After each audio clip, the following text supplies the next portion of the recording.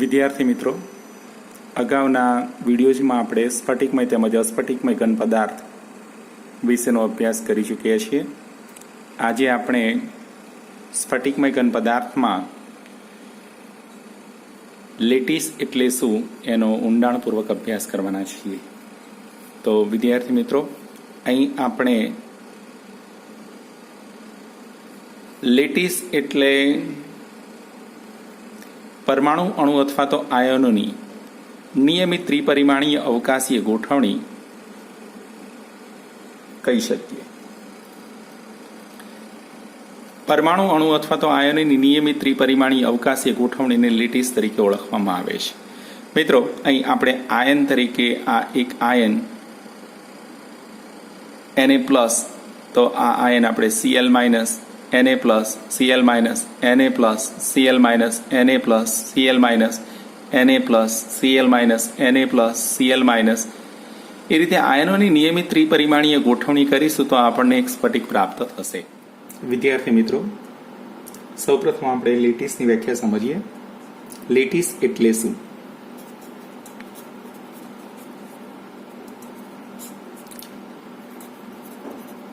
પરમાણુ, અણુ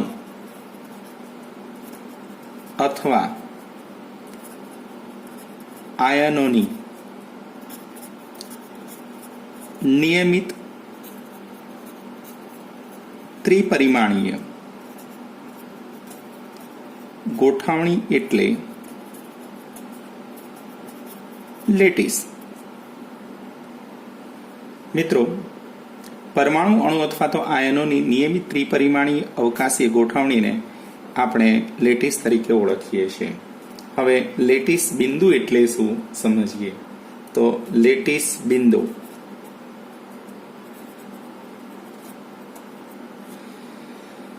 સામાન્ય રીતે લેટીસમાં પરમાણુ અથવા આયનોની ગોઠવણી થયેલી હોય છે.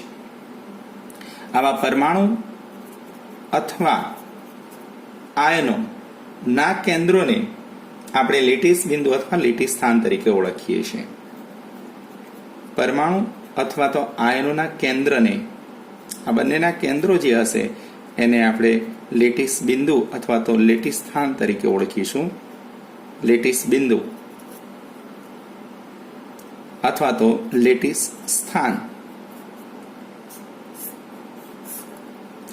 લેટીસ બિંદુ અથવા લેટીસ સ્થાન તરીકે તેને ઓળખવામાં આવે છે.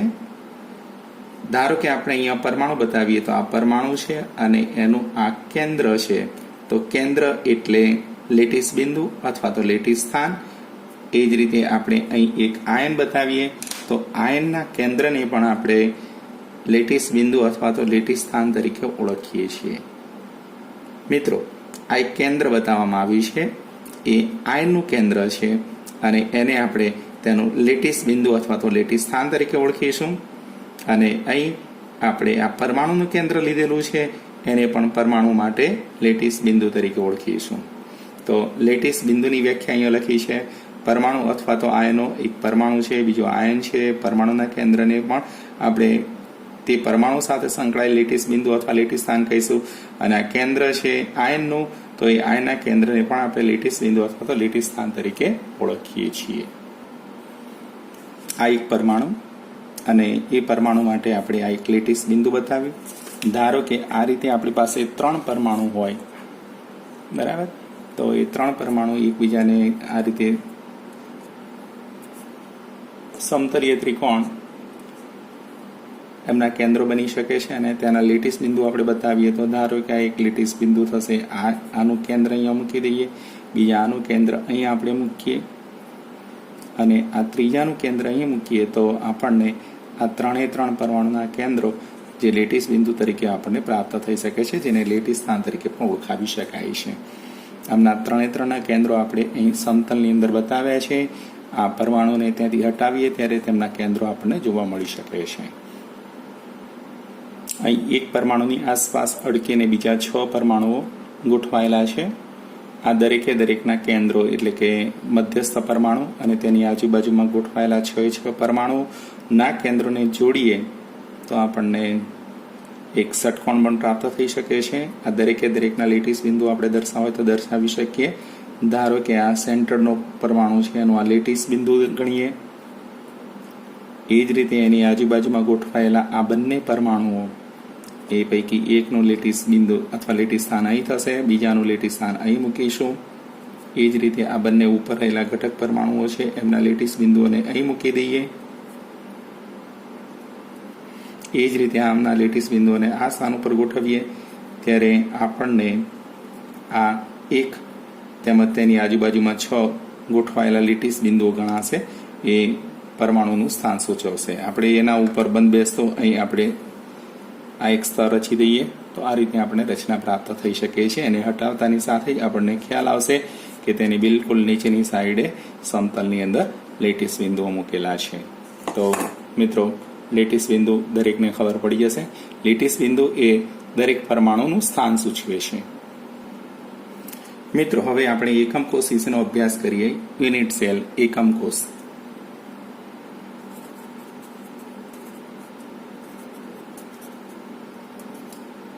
એકમ કોષને આપણે ઇંગ્લિશમાં બોલીએ તો યુનિટ સેલ કહેવાશે. એની વ્યાખ્યા જોઈએ તો પરમાણુ, અણુ અથવા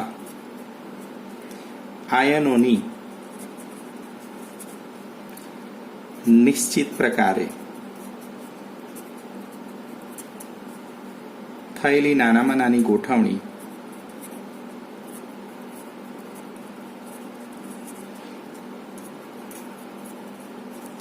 કે જેનું અનેક વાર પુનરાવર્તન કરતા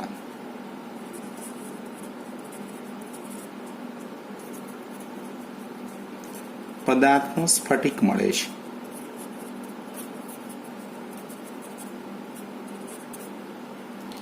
જેને સ્ફટિકનો એકમ કોષ કહે છે. આવા પુનરાવર્તિત પામતા ભાગને આપણે સ્ફટિકનો એકમ કોષ કહીએ છીએ. પુનરાવર્તિત પામતા ભાગને સ્ફટિકનો એકમ કોષ કહે છે. ફરીથી મિત્રો વ્યાખ્યા ખાસ યાદ રાખજો. એકમ કોષ એટલે શું? તો પરમાણુ, અણુ અથવા તો આયનોની નિશ્ચિત પ્રકારે થયેલી નાનામાં નાની ગોઠવણી કે જેનું અનેકવાર પુનરાવર્તન કરતા પદાર્થનું સ્ફટિક મળે છે. આવા પુનરાવર્તિત પામતા ભાગને સ્ફટિકનો એકમ કોષ તરીકે ઓળખવામાં આવે છે. એકમ કોષ એ સ્ફટિકની લાક્ષણિકતાઓ સૂચવે છે. જો આપણે એકમ કોષની લાક્ષણિકતાઓ જાણતા હોઈએ તો એ સ્ફટિકની સંપૂર્ણ લાક્ષણિકતાઓ સૂચવી શકે છે. એકમ કોષ એ સ્ફટિકની લાક્ષણિકતાઓ સૂચવે છે. લાક્ષણિકતાઓ સૂચવે છે.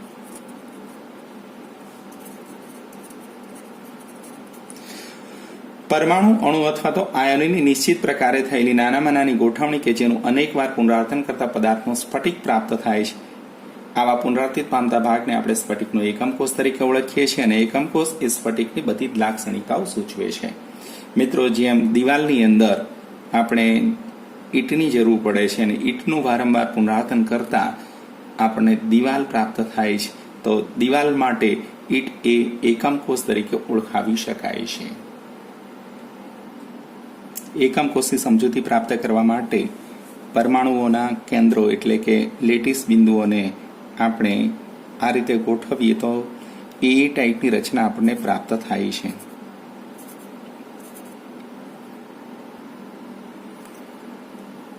ધારો કે આ બ્લેક રંગના જે ઘટક કણ છે તેને આપણે Na+ તરીકે ઓળખી દઈએ અને અહીં બ્લેક રંગના જે ઘટક કણ હતા એને આપણે Na+ કહી દીધા. તો રેડ કલરના જે ઘટક કણો છે તેને આપણે Cl- તરીકે કલ્પી લઈએ, જેને આપણે અહીંયા બી ટાઈપ પણ કહી શકીએ. તો એ બી ટાઈપની એક રચના મેં અહીં તમને સમજાવવા પ્રયત્ન કર્યો છે.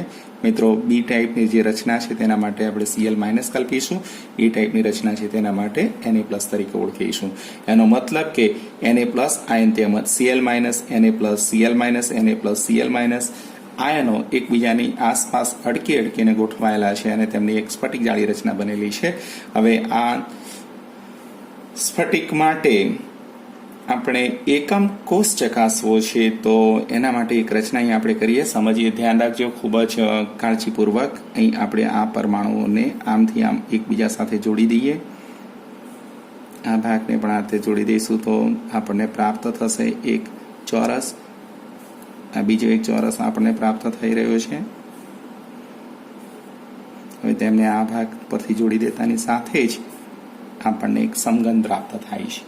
આ એક એકમ કોષ આપણને પ્રાપ્ત થયો જેને આપણે યુનિટ સેલ તરીકે ઓળખીએ છીએ. યુનિટ સેલ, આ યુનિટ સેલ છે અને એનું આપણે વારંવાર પુનરાવર્તન કરીશું એટલે આપણને સ્ફટિક પ્રાપ્ત થશે. ચાલો મિત્રો, હજી ફરીથી આપણે ચેક કરીએ. આ યુનિટ સેલ છે, એનું જ ફરીથી પુનરાવર્તન થઈને અહીંયા આપણને કઈ રીતે સ્ફટિક પ્રાપ્ત થાય છે એ ચેક કરીએ. તો બાજુમાં બતાવવામાં આવેલો જે યુનિટ સેલ છે બિલકુલ એના જેવો જ આ એક બીજો યુનિટ સેલ આપણને પ્રાપ્ત થઈ રહ્યો છે. એ જ રીતે આપણે ઉપરની સાઈડે પણ યુનિટ સેલ બનાવી શકીએ છીએ. આવા નાના નાના ઘટકોને આપણે એકબીજા સાથે જોડી દઈશું. પરિણામે ત્રિપરિમાણીય અવકાશી ગોઠવણી આપણને પ્રાપ્ત થશે. તો શરૂઆતમાં અહીં આપણે જે બ્લેક રંગનો ભાગ બતાવેલો છે તે આ સ્ફટિક માટે એકમ કોષ બની રહ્યો છે. આ એકમ કોષના ગુણધર્મો આપણે ચકાસી લઈએ તો આ સમગ્ર સ્ફટિકના ગુણધર્મો વિશેનો આપણને ખ્યાલ આવે છે. મિત્રો, હવે આપણે સૌપ્રથમ સમઘન વિશેની સંપૂર્ણ માહિતી પ્રાપ્ત કરી લઈએ. તો સમઘનમાં ટોટલ 8 ખૂણા હોય. ખૂણો 1, 2, 3, 4, 5, 6, 7 અને 8. 1, 2, 3, 4, 5, 6, 7 અને 8 જે સ્થાન સૂચવવામાં આવેલા છે દરેકે દરેક સ્થાન ખૂણાઓ તરીકે ઓળખવામાં આવે છે. ખૂણાની અંદર આપણે આ ડોટ મૂકી દઈએ તો આપણને ખ્યાલ આવી જશે એ 8 ખૂણાઓ કયા છે. હવે સમઘનની અંદર ટોટલ 6 ફલક ગણાશે. ફલક જુદા જુદા 6 ફલકો પૈકી પહેલું ફલક 1, 2, 3, 4 ધરાવતું. એ જ રીતે બીજું એક ફલક 5, 6, 7, 8 ધરાવતું, જે સમઘનમાં એક ઉપર તેમજ એક નીચે એટલે કે આ ઓવરહેડ અને આ ફ્લોરિંગ વાળો ભાગ કહી શકીએ. એ જ રીતે 4 દિવાલો વાળો ભાગ ગણતરીમાં લઈએ તો 2, 3, 7, 6, 1, 4, 8, 5 એ રાઈટ હેન્ડ સાઈડ તેમજ લેફ્ટ હેન્ડ સાઈડ. આપણી તરફનો ભાગ ગણતરીમાં લઈએ તો 3, 4, 8, 7 વાળો અને આપણાથી દૂરનો ભાગ ગણતરીમાં લઈએ તો એવું ફલક 1, 2, 6, 5 ગણતરીમાં લઈ શકાય છે. મિત્રો, આમ આપણે ટોટલ 6 ફલક વિશેનો અભ્યાસ કર્યો. એક રૂમ હોય તો એની અંદર ટોટલ 4 દિવાલો હોય તેમજ એક સીલિંગ તેમજ એક ફ્લોરિંગ હોય છે. એ જ રીતે આ એક સમઘનની અંદર પણ ટોટલ 6 ફલક છે. આ ઉપરાંત ટોટલ 12 ધાર હોય છે. ધાર તરીકે ગણતરીમાં લઈએ તો 1, 2, 2, 3, 3, 4, 4, 1 એવી ટોટલ 4 ધાર. એ જ રીતે 5, 6, 6, 7, 7, 8, 8, 5 એ બીજી 4 ધાર ગણતરીમાં લેવાશે. આ જ રીતે આપણે ઊભી ગણતરીમાં લઈએ તો 1, 5, 4, 8, 3, 7 and 2, 6. તો એમ ટોટલ ધારની સંખ્યા થઈ જશે 12. તો મિત્રો, હંમેશા યાદ રાખજો કે એકમ કોષની અંદર ખૂણાની સંખ્યા આવશે 8, ફલકની સંખ્યા આવશે 6 અને ધારની સંખ્યા આવશે 12. એકમ કોષના મુખ્ય 2 પ્રકાર.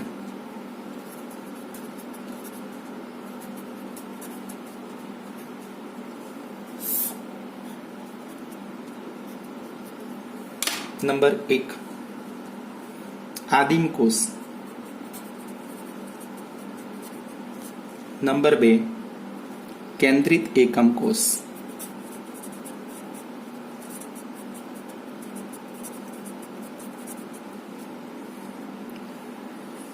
કેન્દ્રિત એકમ કોષમાં વળી 3 પેટા પ્રકારો પડશે. નંબર 1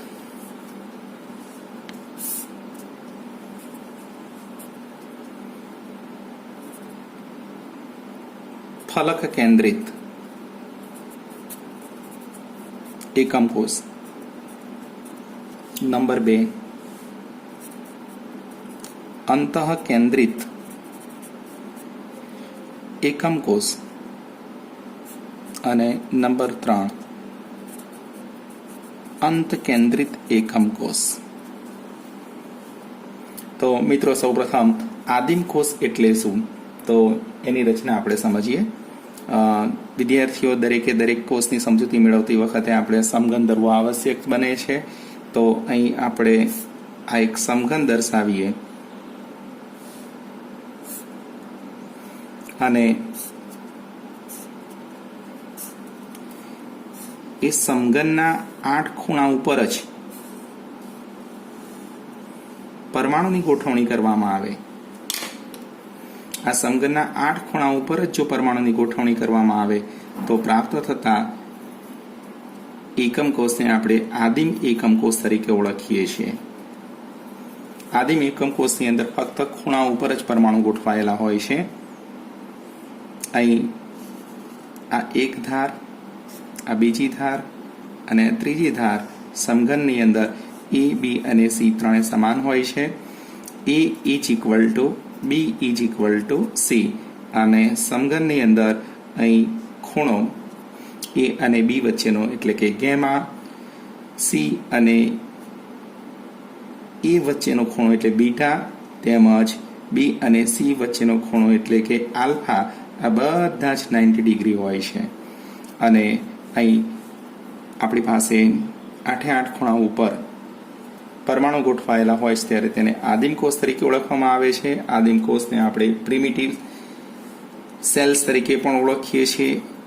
પ્રિમિટિવ સેલ આદિમ કોષ. મિત્રો આદિમ કોષની અંદર ફક્ત 8 ખૂણા ઉપર પરમાણુ ગોઠવાયેલા હતા. હવે આપણે આ 8 ખૂણાઓ ઉપરાંત એકમ કોષમાં અન્ય કોઈ પણ સ્થાન ઉપર પરમાણુની ગોઠવણી કરીએ ત્યારે તે કેન્દ્રિત એકમ કોષમાં રૂપાંતરિત પામે છે. મિત્રો ખાસ યાદ રાખજો, આદિમ કોષની અંદર ફક્ત 8 ખૂણા ઉપર જ પરમાણુ ગોઠવાયેલા હશે. હવે જો આ 8 ખૂણાઓ ઉપરાંત એકમ કોષમાં અન્ય કોઈ પણ સ્થાન ઉપર પરમાણુ ગોઠવવામાં આવશે તો તે કેન્દ્રિત એકમ કોષમાં રૂપાંતરિત પામશે. તો સૌપ્રથમ આપણે કેન્દ્રિત એકમ કોષ તરફ જઈએ અને કેન્દ્રિત એકમ કોષની અંદર જુદા જુદા 3 પ્રકાર, નંબર 1 ફલક કેન્દ્રિત, નંબર 2 અંતઃ કેન્દ્રિત, નંબર 3 અંત કેન્દ્રિત વિશેનો ઊંડાણપૂર્વક અભ્યાસ પ્રાપ્ત કરીએ. તો મિત્રો ધ્યાન રાખજો કે આપણે જે સમજવા જઈ રહ્યા છીએ તે ફલક કેન્દ્રિત એકમ કોષ. એમાં 8 ખૂણાઓ ઉપરાંત દરેક ફલકના કેન્દ્રોમાં પરમાણુ ગોઠવાયેલા હશે, માટે તેને આપણે ફલક કેન્દ્રિત એકમ કોષ તરીકે ઓળખાવીશું. તો સૌપ્રથમ આપણે એક સમઘન દર્શાવી દઈશું. સમઘનની અંદર ટોટલ 8 ખૂણા અને 6 ફલક આ વિશેનો અભ્યાસ આપણે થોડાક સમય પહેલા જ પ્રાપ્ત કરી ચૂક્યા છીએ. આપણે સૌપ્રથમ સમઘન દર્શાવી દેવાનો.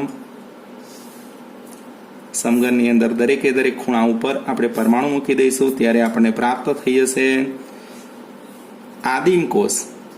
પણ જો આ આદિમ કોષને આપણે ફલક કેન્દ્રિત એકમ કોષમાં કન્વર્ટ કરી દેવું હોય તો આપણે દરેક ફલકના કેન્દ્રની અંદર પણ પરમાણુ ગોઠવવા પડશે. તો મિત્રો અહીં આપણે 8 ખૂણા ઉપર પરમાણુ ગોઠવેલા છે અને માટે તે અત્યારે હાલ પ્રિમિટિવ સેલ જેવો જ સેલ છે, આદિમ કોષ જેવો જ કોષ છે.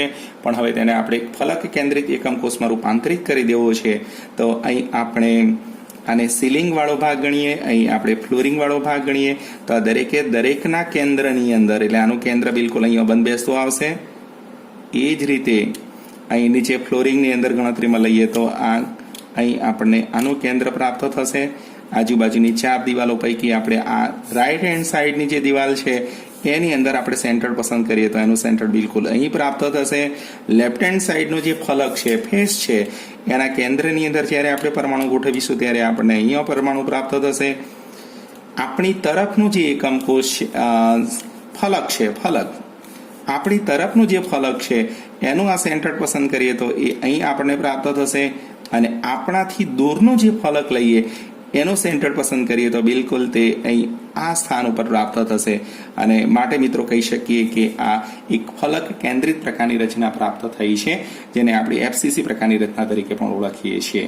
મિત્રો હવે આપણે સૌપ્રથમ અંતઃ કેન્દ્રિત એકમ કોષ વિશેની સમજૂતી પ્રાપ્ત કરીશું અને ત્યારબાદ અંત કેન્દ્રિત ઉપર જતા રહીશું. તો અંતઃ કેન્દ્રિત એકમ કોષ માટે આપણે એક બીજો સમઘન દર્શાવીએ.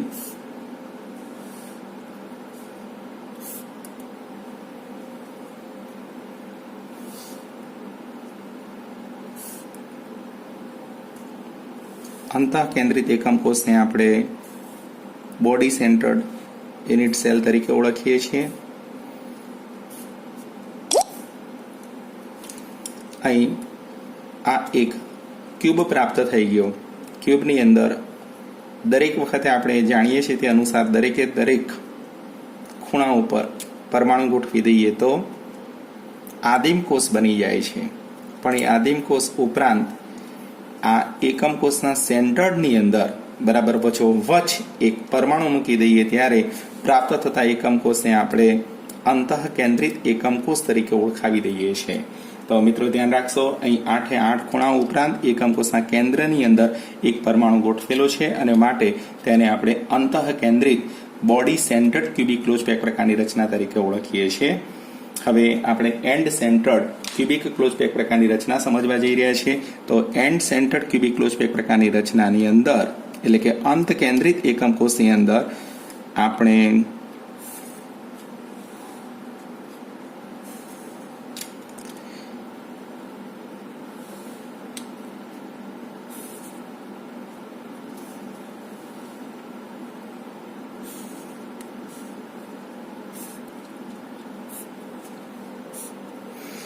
એકમ કોષના 8 ખૂણાઓ ઉપરાંત સીલિંગ એન્ડ ફ્લોરિંગ એટલે કે આમને સામનેના બે ફલકોના કેન્દ્રની અંદર પરમાણુ ગોઠવી દઈએ ત્યારે આમને સામને ના ફલકોના કેન્દ્રમાં પરમાણુ ગોઠવી દઈએ ત્યારે આપણને એન્ડ સેન્ટર્ડ ECC પ્રકારની રચના પ્રાપ્ત થાય છે. તો મિત્રો યાદ રાખજો, અહીં આ 3 એ કેન્દ્રિત એકમ કોષ તરીકે ઓળખાય છે, જ્યારે આ એકમ કોષ આપણે આદિમ કોષ તરીકે ઓળખીએ છીએ. તો એકમ કોષના ટોટલ 2 મુખ્ય પ્રકાર, એક આદિમ કોષ અને બીજા નંબરે કેન્દ્રિત એકમ કોષ. અને કેન્દ્રિત એકમ કોષમાં 3 પેટા પ્રકાર પ્રાપ્ત થઈ શકે છે: ફલક કેન્દ્રિત એકમ કોષ, અંત કેન્દ્રિત એકમ કોષ, અંત કેન્દ્રિત એકમ કોષ. ચાર્જિંગમાં 3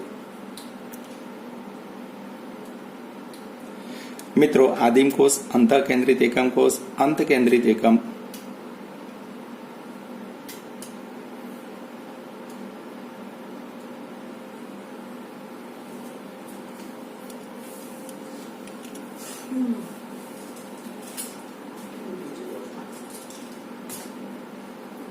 એક વાર દેખેલો તો કાપવાનો.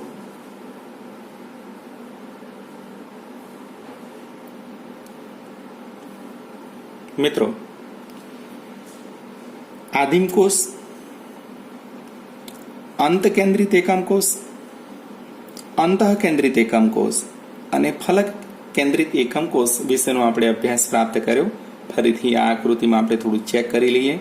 આ એક સમઘન બતાવેલો છે. સમઘનમાં ટોટલ 8 ખૂણા, દરેક ખૂણા ઉપર પરમાણુ ગોઠવેલા છે, માટે તેને આપણે આદિમ કોષ અથવા તો પ્રિમિટિવ સેલ્સ તરીકે ઓળખાવેલો છે. મિત્રો આ 8 ખૂણાઓ ઉપરાંત આ ઉપરનું ફલક તેમજ આ નીચેના ફલકના કેન્દ્રમાં પરમાણુ ગોઠવેલો છે અને માટે તેને આપણે અંત કેન્દ્રિત એન્ડ સેન્ટર્ડ તરીકે ઓળખીએ છીએ. એન્ડ સેન્ટર્ડમાં આમને સામનેના બંને ફલકના કેન્દ્રમાં પરમાણુ ગોઠવવામાં આવેલા હોય